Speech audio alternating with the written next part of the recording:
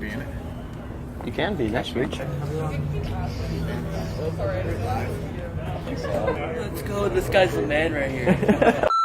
Yeah, so if you could just share your testimony, just share how you came to know the Lord and what you're doing now. Yeah, so my testimony's pretty simple for the most part. Grew up in a Christian home, raised by Christian parents, went to church every Sunday, but didn't fully grasp what it meant to be a Christian. Kind of wasn't understanding until I got older what it was to be a Christian, and that I was kind of living my faith through my parents, and I was doing it for my parents. When I was 12 years old, I lost my grandpa to a very bad death. He was kind of wrongfully killed. So it affected my life tragically, and I had a lot of questions for the Lord and why he did that and what was the purpose behind that. What happened after that was I actually got introduced into FCA and kind of started getting more involved with that. And then as I got older, I kind of understood, like, hey, this is a decision I need to make for myself, not because my parents want me to do it or anybody else wants me to do it, but because needs to be a relationship between me and Jesus, and not something that I'm doing because to make other people happy. So probably when I was around 12 to 13 years old was when I made that decision to follow Christ, and been a believer ever since. You told me you're part of FCA, you're a student leader. How does that role as a student leader affect just day-to-day life as a student athlete? Yeah, so it's kind of an adjustment for me. I've been involved with FCA since I was like 11 years old.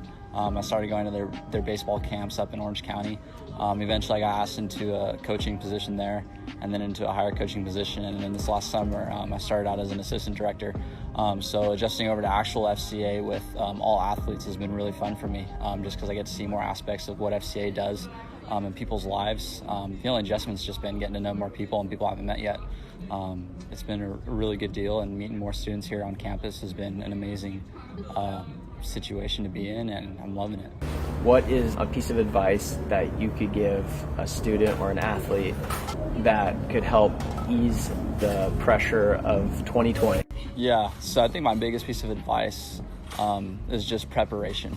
How are you going to prepare yourself for those hard moments? You know, how are you going to be prepared when the enemy attacks you in your faith, in your walk? I was attacked personally by the enemy a lot during quarantine, having a lot of personal time with myself. You get attacked in ways with your faith, and I'm sure everybody was. So I think for me, the biggest thing and the biggest advice I can give is preparation. Wake up in the morning and read. Don't go on social media right away. Get in your Bible right away. If you can spend time at the end of the day to read your Bible as well, I would do it. Find ways to prepare yourself so when the enemy attacks, or when you're going through those hard times, you're prepared to handle it. You have verses memorized that you can go to, and you have something in the back of your head that gives you plenty of comfort to just be ready for anything that this world throws at you.